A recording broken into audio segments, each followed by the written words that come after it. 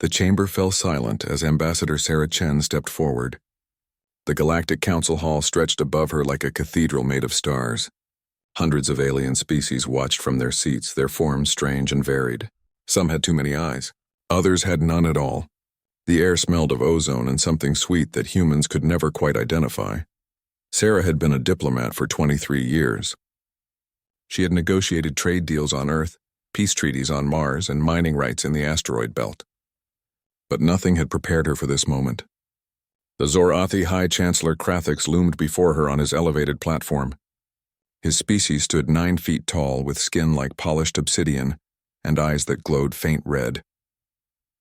"Humanity wants too much," the Chancellor said. His voice boomed through translator devices worn by every delegate. "You are children. You joined this council only 47 years ago. You demand expansion rights in the Outer Rim? Those territories belong to the Zorathi Empire. They have been ours for 10,000 years. Sarah kept her face calm. She had practiced this conversation 100 times. "With respect, Chancellor, Council law states that unclaimed territories are open to any member species. The Outer Rim worlds are uninhabited. No species has filed legal claims. We are simply following the established rules." A ripple of whispers spread through the chamber. The Zorathi did not like being challenged. Everyone knew this. Sarah could feel the tension building like a storm about to break. But she stood straight and met the Chancellor's burning eyes. "Rules?" Krathix descended from his platform. Each step echoed through the vast hall. "You dare speak to me of rules? Your species barely controls 3 star systems. We command thousands. You are insects pretending to be equals." Sarah felt her heart pounding, but her voice stayed steady. "The size of our territory does not change the law, Chancellor. All council members have equal rights under the Charter. This was agreed upon when humanity joined." The Chancellor stopped 3 feet in front of her. His shadow fell across her like a shroud. Around them, hundreds of alien delegates watched in silence. Some looked uncomfortable. Others seemed curious. A few appeared pleased at the humans' defiance being punished. "Perhaps humans need to learn their place," Krathix said quietly. His hand moved to the plasma pistol at his belt. "In our empire we have a saying, the young tree that grows too fast breaks in the first storm." Sarah saw the weapon but did not step back. She thought of her daughter back on Earth. She thought of the 2 billion humans living in the colonies, working hard, following the rules, trying to build a future among the stars. She thought of all the years of careful diplomacy that had brought humanity to this chamber. "We have another saying on Earth," she replied.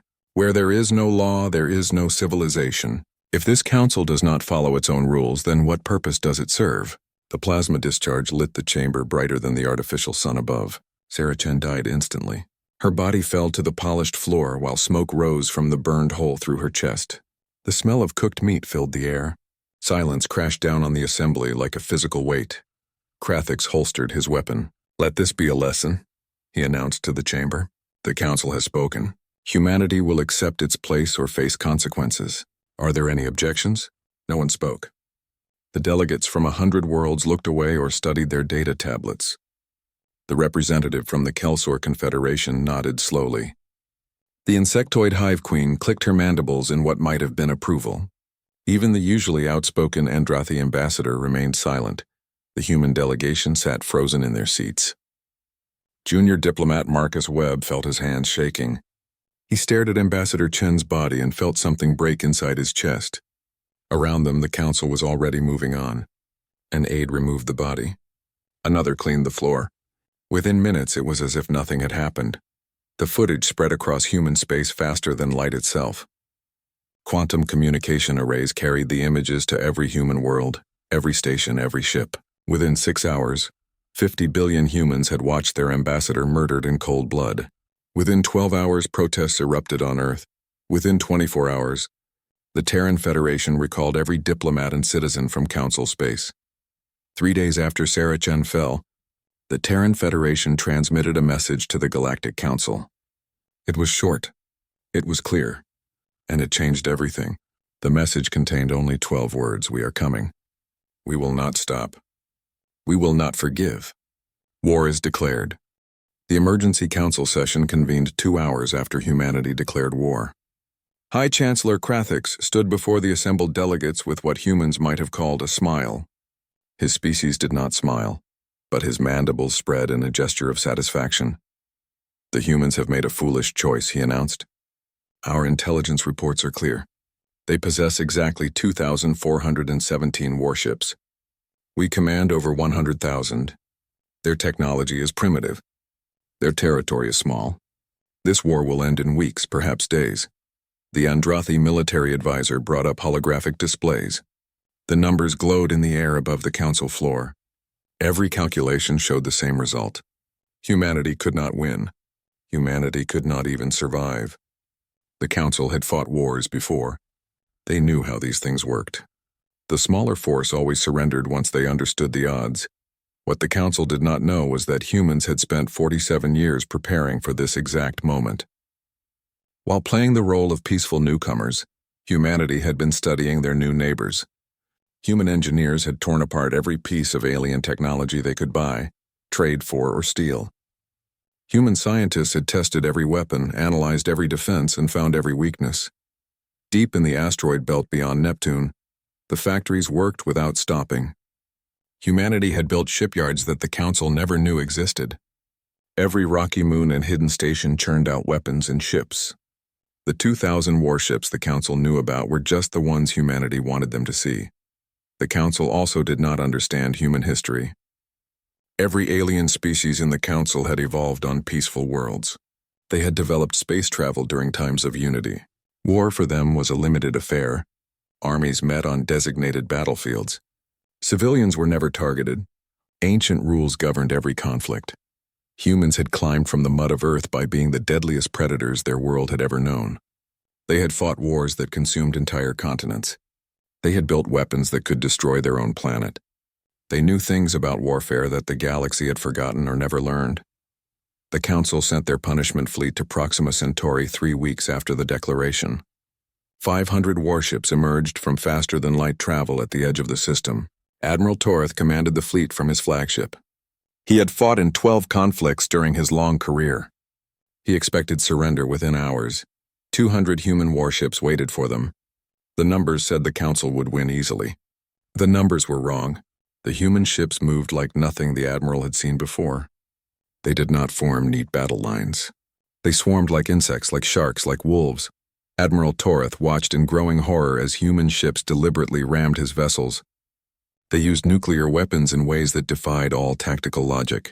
They fired tungsten rods at incredible speeds, turning kinetic energy into devastation. When their ships were crippled, human crews steered them into Council vessels like guided missiles. The battle lasted 6 hours. When it ended, 497 Council ships were destroyed or disabled. 3 ships escaped. Among them was the Admiral's flagship, its engines barely functional. The human fleet had lost 82 ships, but they had won. Admiral Torith made his report to the Council. His hands shook as he spoke. "They fight like demons," he said. "They have no honor. They sacrifice their own ships without hesitation. They use weapons we banned centuries ago as barbaric. They fight as if every battle is their last." The Council chamber fell silent. The delegates looked at each other with the first hints of uncertainty. Krathik stood and tried to restore confidence. "One battle means nothing," he declared. "We have thousands of ships.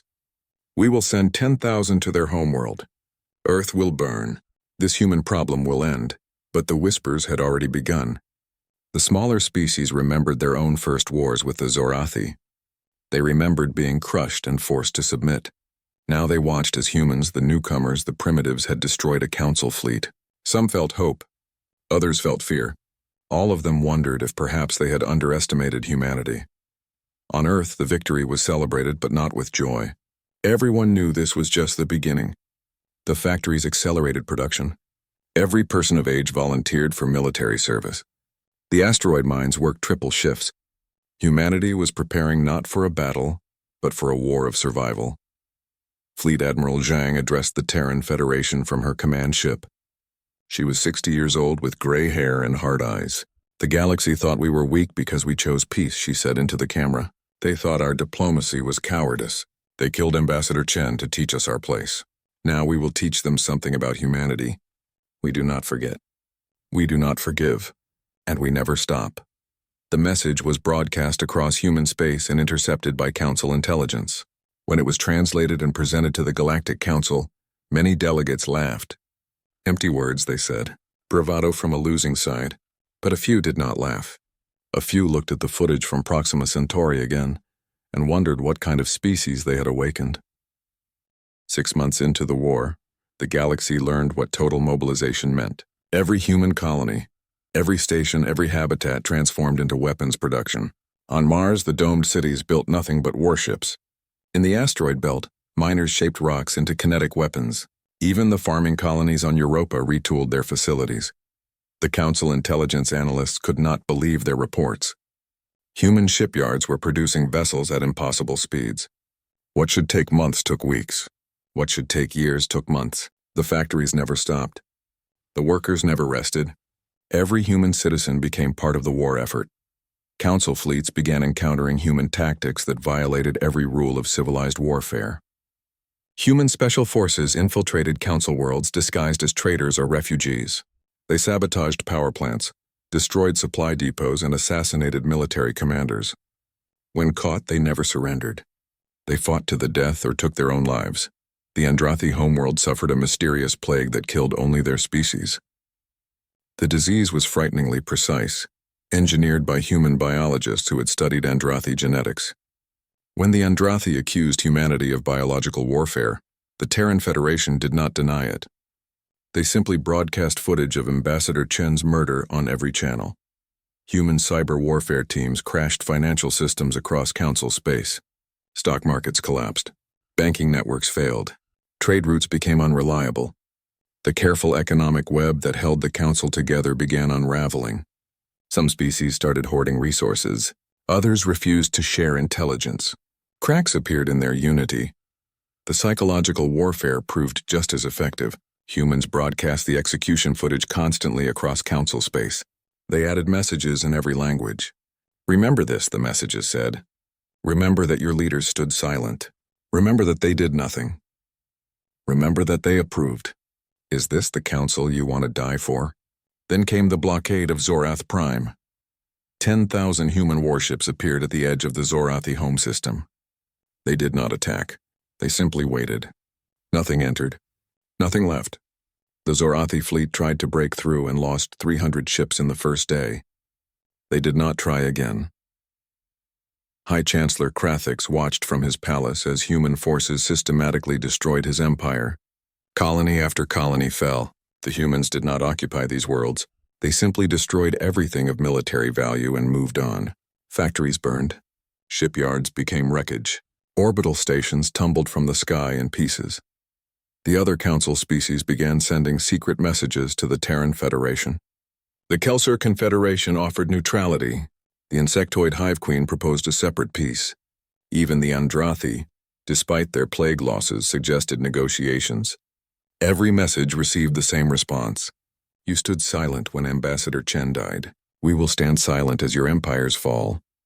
The Council assembled for an emergency session 9 months into the war. The chamber that once held hundreds of confident delegates now hosted nervous species, wondering if they had made a terrible mistake. Krathix tried to rally them. We still have the numbers, he insisted. We can still win this. We simply need to commit fully. The Andrathi ambassador stood slowly. His skin had the gray pallor of illness. Half his species had died from the plague. With respect, Chancellor, we cannot win. The humans do not fight like us. They do not care about honor or rules. They care only about victory. Every time we destroy their ships, they build more. Every time we kill their soldiers, more volunteer. They are not trying to win battles. They are trying to exterminate us. Krathix slammed his hand on the podium. Cowards, all of you! They are one species. We are hundreds. If we stand together, we cannot lose. But you must commit your full military strength. No more holding back reserves. No more protecting your homeworlds. We attack Earth with everything. The vote was close, but it passed. The Council would assemble the greatest fleet in galactic history. 75,000 warships from 100 species.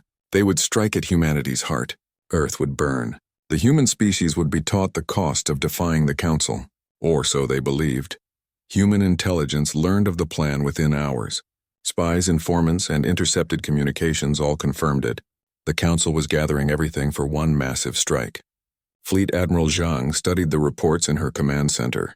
She was surrounded by holographic displays showing ship movements across the galaxy. "Good," she said quietly. "Let them come. Let them gather everything in one place. It will make our job easier." Her officers looked at each other nervously.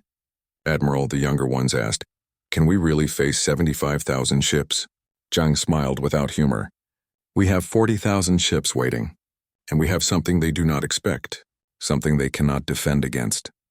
She pulled up a classified file. The image showed sleek vessels unlike any human warship built before. "These are unmanned," she explained. "Pure artificial intelligence. Each one has processing power beyond what organic minds can achieve. Each one can coordinate with thousands of others instantly. Each one will follow orders without fear or hesitation. When the Council fleet arrives, they will face something they have never encountered. They will face humanity's true strength." The Council fleet gathered at the Karathi Nebula halfway to Earth. 75,000 ships from across the galaxy. It was beautiful and terrible.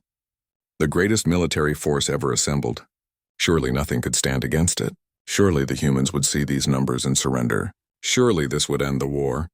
But in the depths of space, 40,000 human vessels waited in silence, and with them, 10,000 AI drones that would change warfare forever. The Battle of the Galactic Core began at dawn, though dawn meant nothing in the void of space. The Council fleet entered the Karathi Nebula in perfect formation. 75,000 warships arranged in geometric patterns that had won battles for 10,000 years. Admiral Torith commanded from the center, flanked by vessels from 100 different species. The human fleet waited at the nebula's far edge. 40,000 ships hung in space like silent predators, but something was wrong. The Council sensors detected anomalies, thousands of smaller contacts that did not match known human vessel signatures. The readings made no sense. Ships without life support. Ships with power outputs that seemed impossible. Admiral Torith stared at the displays. "What are those?" His tactical officer had no answer. The objects moved with precision no organic crew could match. They maneuvered in ways that would kill living beings from acceleration forces. Then his officer understood, and the blood drained from his face. They are machines. Pure machines. No crews at all. The AI drones struck first. 10,000 vessels moving as one mind. They did not hesitate. They did not fear. They simply executed their programming with perfect efficiency. The Council fleet tried to respond, but every organic mind operated too slowly. By the time commands were given and understood, the drones had already adapted. The battle lasted 11 days. The nebula became a graveyard lit by explosions and dying ships. The Council forces fought bravely. They followed their training and their tactics. But they were fighting the previous war while humans had moved to the next. Every minute, the drones learned and adapted. Every hour, more Council ships fell. The human manned vessels fought alongside their drone allies. Human crews did what they did best. They took risks. They made sacrifices. They did things no AI would calculate as logical. When drone formations needed cover, humans provided it. When gaps appeared in Council defenses, humans exploited them ruthlessly. Admiral Torith watched his fleet die. Species that had survived millennia were being erased. The mighty Zorathi battleships broke apart under sustained fire. The Andrathi carriers became funeral pyres. The Kelsor dreadnoughts, pride of their civilization, tumbled through space as burning wrecks. And still the human vessels came, wave after wave, never stopping. On the 11th day, with fewer than 10,000 ships remaining, the Council fleet broke. The survivors scattered in every direction. Some fled toward their homeworlds. Others simply chose random directions and jumped to faster-than-light speeds. Admiral Torith sat alone on his bridge. All his command staff were dead. His ship was dying around him. He sent one final message before the end. "They are not like us. They do not fight wars. They fight extinctions. The cost for humanity had been terrible. 20,000 ships destroyed. 2 million crew members dead. But they had won. The Council's greatest fleet was annihilated. And now nothing stood between human forces and the heart of Council space. Nothing could stop what came next." High Chancellor Krathix received the news in his palace on Zorath Prime. The blockade fleet still surrounded his world. His colonies were gone. His empire was in ruins, and now his last hope, the Grand Fleet, was destroyed. He walked to the window and looked up at the stars. Somewhere up there, human ships were coming. He thought about the human ambassador, Sarah Chen. He remembered her standing before him, small and fragile, speaking about law and civilization. He had killed her to teach humans their place. Now he understood. It was not humans who needed to learn. It was the galaxy that had forgotten. War was not a game. War was not theater. War was survival, and humans had spent their entire evolution learning to survive. 3 weeks after the Battle of the Galactic Core, Krathix made a desperate decision. His advisors pleaded with him not to do it. The Council had banned such weapons 3,000 years ago, but Krathix no longer cared about rules or laws or civilization. He ordered the deployment of planet-killer weapons against 3 human agricultural worlds. The weapons worked perfectly. Within hours, 3 worlds died. Oceans boiled. Atmospheres burned away. 12 billion humans perished in fire and radiation. The death toll was broadcast across the galaxy. Some species celebrated, others watched in horror. But all of them waited to see how humanity would respond. The Terran Federation's response came within 6 hours. It was broadcast on every frequency, translated into every language, sent to every inhabited world. The message contained only 3 sentences. The Zorathi have chosen extinction. We will accommodate them. All Zorathi colonies and worlds are now military targets. Any species that shelters Zorathi refugees will be considered hostile. Operation Eternal Night began immediately. Every human warship in the galaxy received new orders. Abandon all other objectives. Converge on Zorathi space. Leave nothing alive. Leave nothing standing. Make the Zorathi a memory and a warning. Make their fate something the galaxy would never forget. The Zorathi had colonized 200 worlds across 1,000 light years. They had built an empire over 10,000 years. Their civilization was one of the oldest in the galaxy. It took humanity 2 months to erase it all. 2 months of systematic destruction. 2 months of human fleets moving from world to world like a plague. Some Zorathi fought. Most surrendered. It made no difference. The orders were clear. Humanity had moved beyond mercy. They had moved beyond justice. They had become something the galaxy had never seen. A species fighting not for victory or territory or resources. A species fighting for revenge. And revenge, the galaxy learned, was the most terrible motivation of all. Zorath Prime was the last world standing. 50,000 human warships surrounded the planet in a sphere of steel and fire. The Zorathi homeworld had stood for 20,000 years. Its cities were architectural wonders. Its libraries held knowledge from 100 civilizations. Its people were among the galaxy's oldest. None of that mattered now. Fleet Admiral Zhang broadcast her terms from the command ship Retribution. The message was simple. Surrender High Chancellor Krathix and his entire government. Deactivate all planetary shields. Allow human forces to land unopposed. Refuse these terms and the bombardment begins. You have 1 hour to decide. In his palace, Krathix gathered his council for the final time. Around him sat the leaders who had helped rule the Zorathi Empire, military commanders who had never known defeat, politicians who had negotiated treaties for centuries, scientists who had unlocked the secrets of the universe. Now they sat in silence, waiting for their chancellor to speak. We will not surrender, Krathix announced. Our shields will hold. Our defenses are the strongest in the galaxy. Let the humans try. Let them break themselves against our world. We are Zorathi. We do not kneel to primitives. But even as he spoke, doubt flickered in his red eyes. He had said similar things before. He had been wrong before. The hour passed. The bombardment began. For 40 days and 40 nights, human weapons hammered the planetary shields. Kinetic weapons traveling at relativistic speeds. Nuclear missiles by the thousands. Particle beams that could slice mountains. The shields held for the first week. They flickered during the second. They failed completely on day 32. Once the shields fell, the real destruction began. Human commanders had studied Zorathi architecture and culture. They knew which buildings held historical significance. They knew which cities were considered sacred. They knew which monuments defined Zorathi identity, and they destroyed all of it systematically and deliberately. This was not military necessity. This was calculated erasure.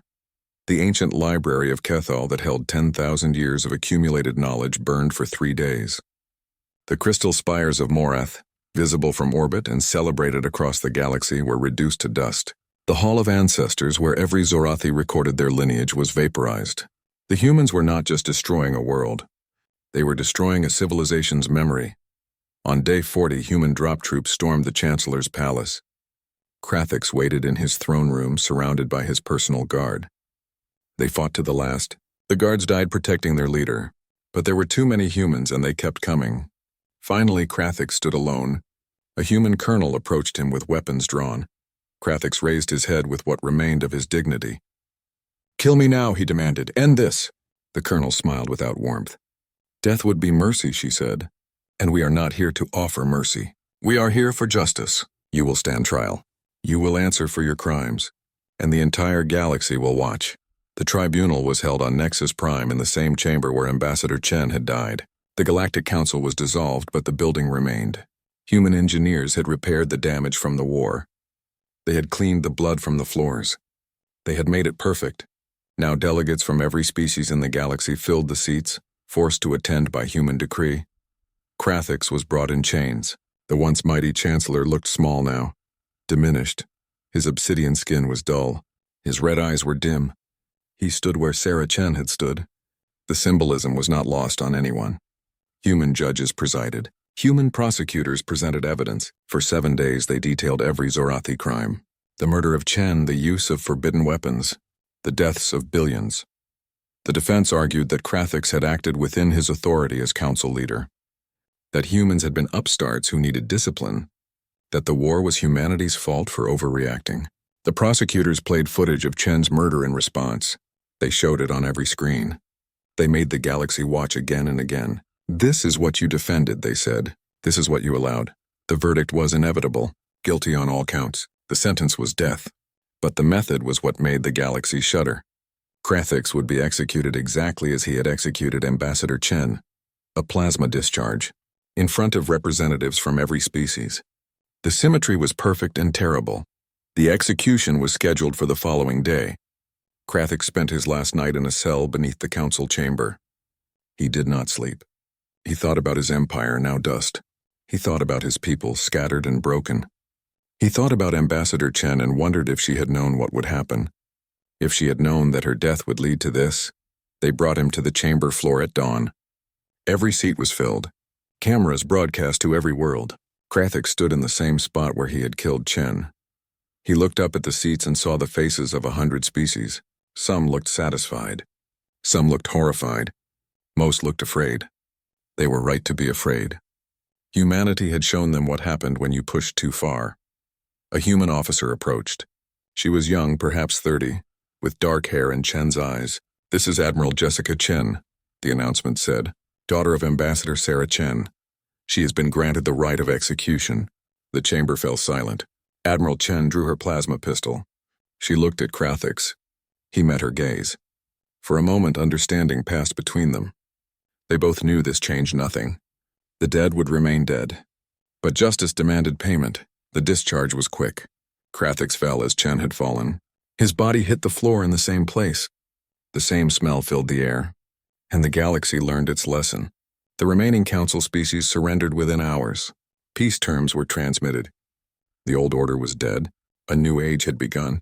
And humanity stood at its center, terrible and unforgiving. A reminder of what happened when civilization forgot that war was not a game. It was extinction. The peace treaty was signed 6 months after Krathix died. Representatives from every surviving council species gathered on neutral ground. The location was symbolic. A space station humanity had built in 1 month, demonstrating their industrial capacity. The station could house 50,000 beings and produce warships from its internal factories. The message was clear. This peace exists because we allow it. The terms were harsh but not cruel. The old Galactic Council was dissolved forever. The Zorathi Empire's former territories were divided among species they had once dominated. Reparations would be paid to humanity for 3 generations. Every species would reduce their military to pre-war levels, except humanity. Human fleets would remain at full strength. No one objected. No one dared. A new governing body was established, the Galactic Assembly. Every species had representation. Every voice could be heard. But humanity held permanent veto power over military actions. The murder of diplomats was declared the highest crime in galactic law, punishable by complete economic sanctions and potential military intervention. Ambassador Chen's death had rewritten the rules of civilization. Human culture spread across the galaxy like a flood. The human language became the standard for interstellar trade and diplomacy. Human music played in alien cities. Human literature was translated into 1,000 tongues. Human technology became the benchmark that others measured against. Some species resented this. Most accepted it. All understood that resistance was pointless. The galaxy entered what historians would call the human century. Wars became rare. When conflicts arose, human mediators arrived with solutions and the implicit threat of military intervention. Pirates learned that attacking any ship, human or alien, brought swift retribution. Slavers vanished as human fleets hunted them down without mercy. The Pax Humana brought order through fear and respect in equal measure. On Nexus Prime, where Sarah Chen died and where Krathix paid the price, humanity built a monument. It towered 300 feet high, visible from orbit. The statue showed Ambassador Chen standing with her head raised and her hand extended in greeting. Not in surrender, not in supplication, in dignity. The inscription was carved in every known language and some that had been extinct for millennia. Here fell Ambassador Sarah Chen, who refused to kneel. Her death awakened humanity. Let all species remember. We do not forgive. We do not forget. And we never kneel. The words were simple, but they echoed across the galaxy. Children from 100 worlds learned them in school.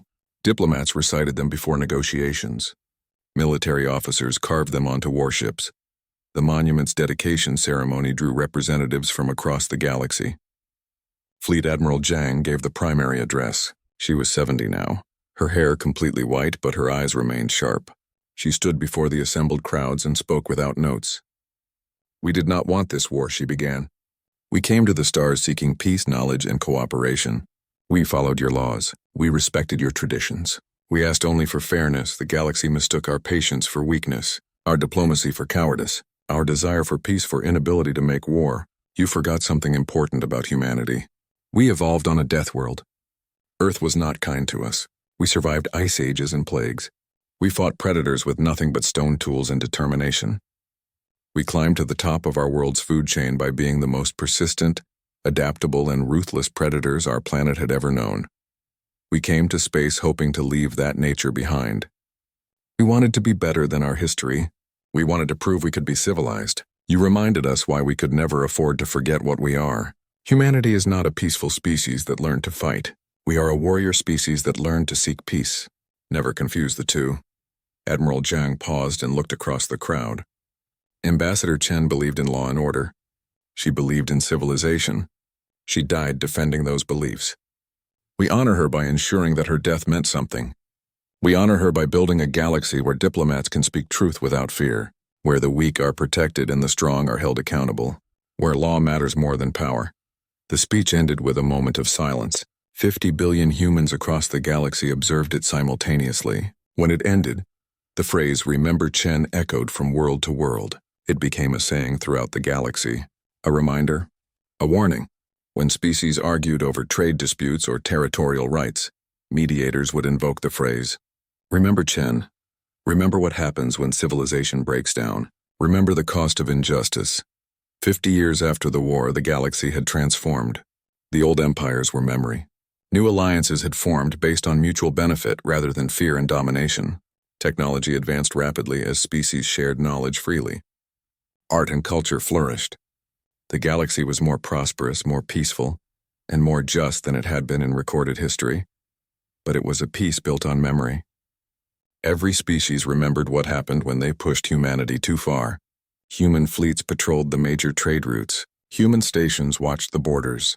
Human diplomats sat at every negotiating table. The galaxy lived under the shadow of human military might, and most beings found it comforting rather than oppressive. Humanity had become the reluctant guardians of galactic civilization. They had not sought this role. They had not wanted this responsibility, but they accepted it because someone had to ensure that what happened to Ambassador Chen never happened again. The price of peace, they learned, was eternal vigilance. The cost of civilization was the willingness to defend it. On the 50th anniversary of the war's end, a human exploration vessel made contact with an anomaly at the edge of known space. Long-range sensors detected energy signatures that matched no known technology. Massive structures were moving between galaxies. Whatever they were headed toward the Milky Way. The discovery was classified immediately. Emergency meetings were called. Fleets were repositioned. Fleet Admiral Rodriguez, Zhang's successor, reviewed the data in his office. The monument to Ambassador Chen was visible through his window. He thought about everything humanity had survived. Earth's harsh evolution, the war with the Council, 50 years of maintaining peace across thousands of worlds. Now something new approached, something possibly greater than anything the galaxy had faced. He activated the communication array and sent a message to every human world, every allied species, every member of the Galactic Assembly. The message was brief, but its implications were enormous. Unknown contacts detected. Extragalactic origin. Potentially hostile. Begin preparations. Humanity had defended one galaxy. Now they would discover if they could defend it from threats beyond. The war with the Council was over. But humanity's greatest test might still lie ahead, and they would face it as they faced everything, together determined and utterly unwilling to surrender.